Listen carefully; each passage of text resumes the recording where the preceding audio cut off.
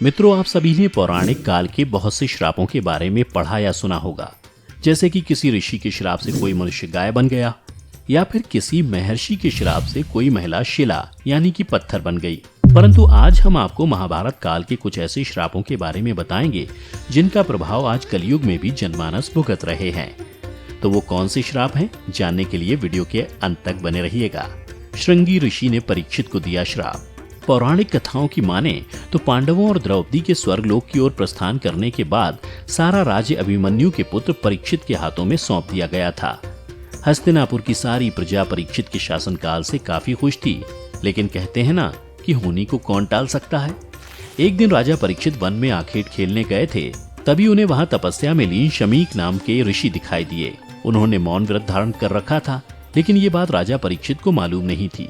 उन्होंने कई बार ऋषि शमीक को आवाज लगाई, लेकिन उन्होंने अपना मौन व्रत नहीं तोड़ा। यह देखकर राजा परीक्षित को क्रोध आ गया और उन्होंने क्रोध में आकर ऋषि के गले में एक मरा हुआ सांप डाल दिया। उधर जब यह बात ऋषि शमीक के पुत्र श्रृंगी को पता चली तो उन्होंने राजा परीक्षित को श्राप दिया कि आज से 7 दिन बाद राजा परीक्षित की मृत्यु तक्षक नाग के डसने से हो जाएगी। जिसके बाद ऋषि श्रृंगी के श्राप के कारण राजा परीक्षित की मृत्यु तक्षक नाग के डसने के कारण ही हुई। ऐसा माना जाता है कि उसी के बाद कलयुग की शुरुआत हुई, क्योंकि राजा परीक्षित के जीवित रहते कलयुग में इतना साहस नहीं था कि वह इंसानों पर हावी हो सके, और आज हम सभी इस कलयुग को उसी श्राप के कारण भोग रहे हैं। श्री कृष्ण ने अश्वत्थामा को दिया श्राप। श्री कृष्ण ने भी अश्वत्थामा को श्राप दिया था। बता दें, महाभारत युद्ध के अंतिम दिन अश्वत्थामा ने पांडवों के पुत्रों का छल से वध कर दिया था। अर्जुन उनका पीछा करते हुए महर्षि वेदव्यास के आश्रम पहुंचे, तभी अश्वत्थामा ने अर्जुन पर ब्रह्मास्त्र चला दिया। जिसके बाद अर्जुन ने भी अश्वत्थामा पर ब्रह्मास्त्र छोड़ दिया, परंतु महर्षि व्यास ने बीच में ही दोनों अस्त्रों को टकराने से रोक लिया और दोनों से कहा कि क्या तुम लोग ये नहीं जानते कि ब्रह्मास्त्र के आपस में टकराने से समस्त सृष्टि का नाश हो जाएगा, इसलिए तुम दोनों अपने अपने ब्रह्मास्त्र वापस ले लो। तब अर्जुन ने अपना ब्रह्मास्त्र वापस ले लिया, लेकिन अश्वत्थामा ने बताया कि उनके पिताजी ने उन्हें वापस लेने की विद्या नहीं सिखाई है। फिर अश्वत्थामा ने ब्रह्मास्त्र की दिशा बदलकर अभिमन्यु की पत्नी उत्तरा के गर्भ की ओर कर दी। जिसके बाद क्रोध में लाल श्री कृष्ण ने अश्वत्थामा को श्राप दिया कि तुम 3000 सालों तक इस पृथ्वी पर भटकते रहोगे। इसके साथ ही तुम्हारे शरीर से पीप और लहू की गंध निकलेगी, इसलिए तुम मनुष्यों के बीच में नहीं रह सकोगे। तुम सिर्फ दुर्गम वन में ही पड़े रहोगे। यही कारण है कि आज भी ये माना जाता है कि अश्वत्थामा अभी जीवित है। युधिष्ठिर ने नारी जाति को दिया श्राप। तीसरा श्राप युधिष्ठिर ने समस्त नारी जाति को दिया था। महाभारत के शांति पर्व के अनुसार कर्ण की मौत के बाद जब कुंती उसके शव के पास रो रही थी, तब पांडवों को लगा कि उनकी मां उनके शत्रु की मौत पर ऐसे क्यों अपने भाव प्रकट कर रही है। जिसके बाद कुंती ने पांडवों को बताया कि कर्ण उनका बड़ा बेटा और तुम लोगों का भाई था। अपनी माता के मुख से ऐसी बातें सुनकर पांचों भाई दुखी हो गए। इसके बाद युधिष्ठिर अपनी माता कुंती से बोले कि यह बात तो आप हमेशा से ही जानती होंगी कि अंगराज कर्ण हमारे बड़े भ्राता थे, तब आपने हम लोगों को क्यों नहीं बताया। आपके मौन के कारण हम सभी को अपने ही भाई का हत्यारा बना दिया।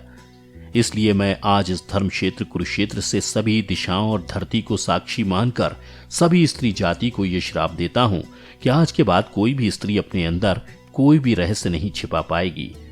ये श्राप युधिष्ठिर ने समस्त नारी जाति को दिया था, जिसके बाद से यह श्राप आज कलयुग में भी महिलाएं झेल रही हैं और वो कोई भी बात अपने अंदर छुपाकर नहीं रख पाती हैं। मांडव्य ऋषि ने यमराज को दिया श्राप। चौथा श्राप मांडव्य ऋषि ने यमराज को दिया था। बता दें, महाभारत के इतिहास के अनुसार एक बार राजा ने भूलवश न्याय में चूक कर दी थी। उन्होंने अपने सैनिकों से ऋषि मांडव्य को सूली पर चढ़वा दिया था। राजा ने देखा कि लंबे समय तक लटके रहने के बाद भी ऋषि मांडव्य को कुछ नहीं हुआ, तो राजा को अपनी भूल का एहसास हुआ। उन्होंने ऋषि मांडव्य को सूली से उतरवाया और अपनी गलती के लिए माफी मांगी। इसके बाद ऋषि मांडव्य यमराज से मिलने गए। ऋषि ने यमराज से पूछा कि किस कारण उन्हें झूठे आरोप में सजा मिली।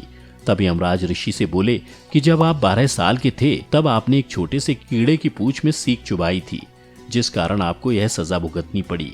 यह सुनकर ऋषि क्रोध से लाल हो गए। उन्होंने यमराज से कहा, किसी को भी 12 साल की उम्र में धर्म और अधर्म का ज्ञान नहीं रहता।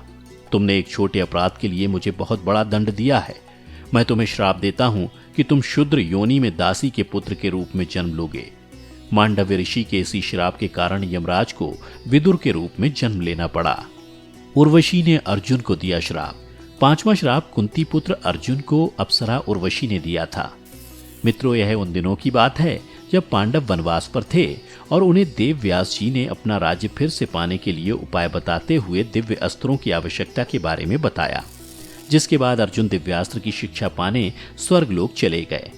स्वर्गलोक में अप्सरा उर्वशी उनके रूप और सौंदर्य को देखकर उन पर मोहित हो गई। फिर उर्वशी ने अर्जुन के सामने विवाह का प्रस्ताव रखा। जवाब में अर्जुन ने कहा कि मैं आपको माता के समान मानता हूँ, इसलिए मैं आपसे विवाह नहीं कर सकता। इस बात पर उर्वशी क्रोधित हो गई और उसने अर्जुन से कहा कि तुम एक नपुंसक की तरह बात कर रहे हो। जिसके बाद उन्होंने अर्जुन को श्राप दिया कि वो आजीवन नपुंसक हो जाएं और स्त्रियों के बीच उन्हें नर्तक बनकर रहना पड़े। यह बात सुनकर अर्जुन विचलित हो गए। वो देवराज इंद्र के पास गए और उन्हें सारी बात बताई। उसके बाद देवराज इंद्र के कहने पर उर्वशी ने अपने श्राप की अवधि 1 साल के लिए सीमित कर दी। तब इंद्र ने अर्जुन को सांत्वना देते हुए कहा कि तुम्हें घबराने की जरूरत नहीं है। यह श्राप तुम्हारे वनवास के समय वरदान के रूप में काम करेगा और अज्ञातवास के समय तुम नर्तिका के वेश में कौरवों के नजरों से बचे रहोगे। तो मित्रों, आज की वीडियो में बस इतना ही। हम उम्मीद करते हैं कि हमारी वीडियो के जरिए आपको कई श्रापों के बारे में जानकारी मिली होगी। अगर आपको हमारी वीडियो पसंद आई हो तो इसे लाइक और शेयर जरूर कीजिएगा।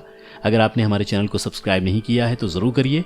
इसके साथ ही मुझे दें इजाजत, और हाँ, वीडियो को अंत तक देखने के लिए आपका बहुत बहुत शुक्रिया।